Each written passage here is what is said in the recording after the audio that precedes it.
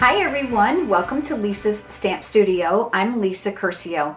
I've got a fun card for you today. Those of you that are just frigid in the cold, I'm sorry, but those of us here in Florida can't resist still ice cream. It's great any time of the year. And my card today is centering around the stamp set called Cool Treats. Here's a quick look. Lots of fun colors, definitely to cheer you up, and I think it's appropriate for anyone. Remember that I'm going to have the cutting dimensions for the project along with pictures and a supply list over on my blog. So make sure you check the description bar below in the video so that you'll be able to get there easily. Let's head over to the stamp table and let's get started. Here's what I say. It may be January, but I don't know when ice cream isn't appropriate. Cute card, huh? And really simple. The two-step stamping here for the ice cream is just prevalent throughout the entire stamp set. Here is the stamp set. You can see there's lots of fun layering opportunities here. So the stripes can go on your popsicles and of course the top on top of your ice cream. Lots and lots of fun. But here's the best part. It has coordinating framelits.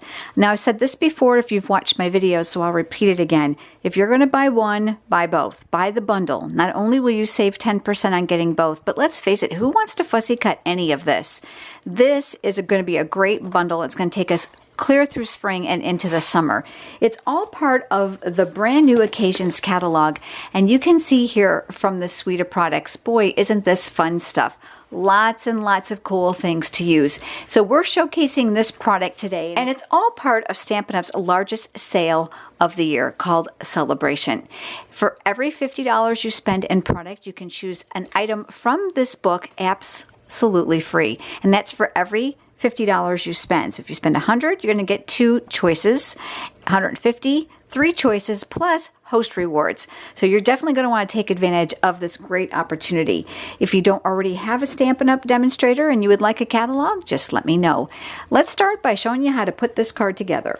I'm using a piece of Whisper White cardstock. This measures 5.5 by 8.5. I will have all the cutting dimensions for the other layers over on my blog. You'll find the link down here in the description of the video to make it easy for you to find. So that's going to be the base of our card. We're just going to set that aside. Then I'm going to take another piece of Whisper White cardstock that's smaller. That's actually where I'm going to be doing all of my stamping. So I'm going to start with the chocolate chip ink and the base of my ice cream cone. So we're going to go ahead and ink that up. I'm going to stamp that here near the bottom. Firm, even pressure. You gotta love photopolymer. It makes it really easy to position. Then we're going to work on the top of the ice cream, and I'm using Peekaboo Peach for this. Here is the top of our ice cream. It's the solid image. So I want this the lighter of the two. So I'm going to ink this up, and I'm going to stamp off on my scratch paper to reduce the color of the ink. And then I'm going to place it right here on top of my cone and press. And remember how I talked about this being a two-step stamp. So here now is the striped image that's going to create that swirl look. So we're going to ink that up. And this time we're not going to stamp off. We're actually going to stamp this right over the top of this image to give you that 3D look. I'm going to go back to the chocolate chip ink, and the stamp set also includes these really cute little sprinkles. So we have to have some chocolate sprinkles on here. So I'm going to stamp some here, and I'll stamp some here. The stamp set also includes some really fun verbiage. So just one more quick look at the set. You can see there's all kinds of fun things that can be put together, of course, also for birthday. So I took the words your, you are, and I'm going to stamp those right here near the top. I'm switching ink pads now to Sweet Sugar Plum. And this is all going to come together in a second.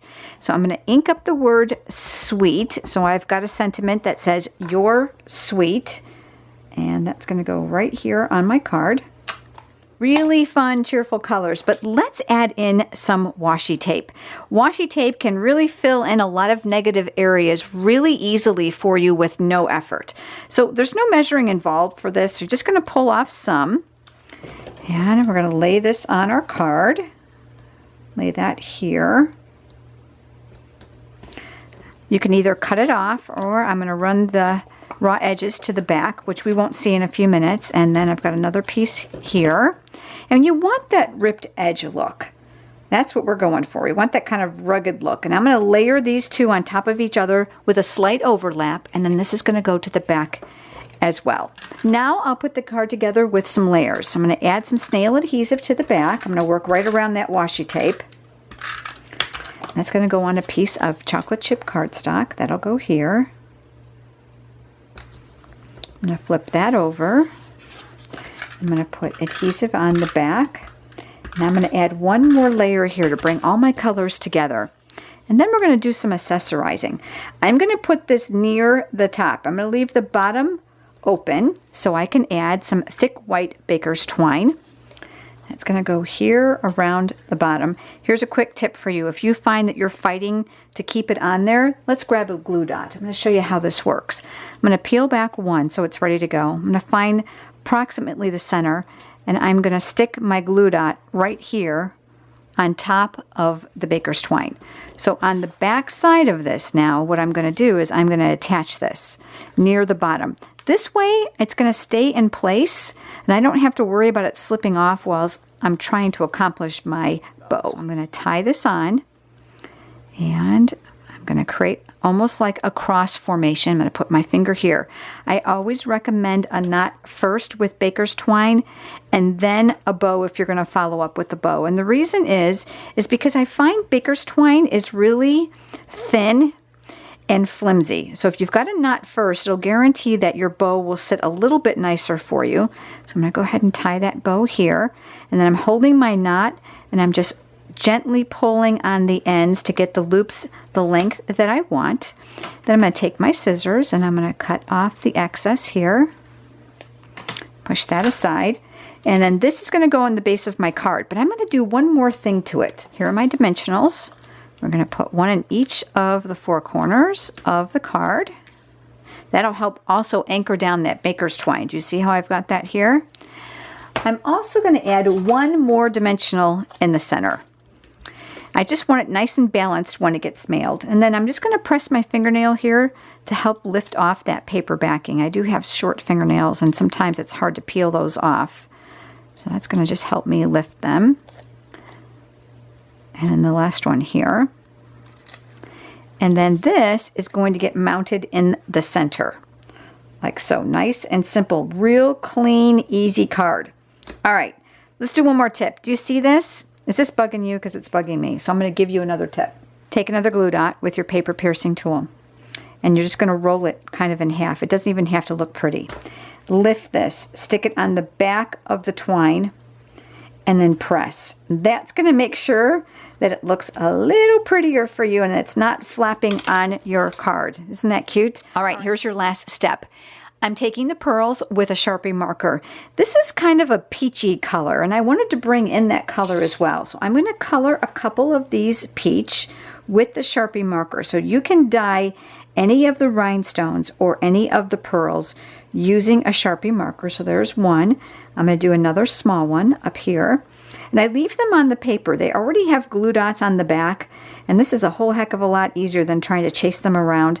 I'm going to do a medium-sized one as well. The little ones are really tiny. So you're going to want to make sure that you just go gently on it so it doesn't dislodge from the paper that it's on.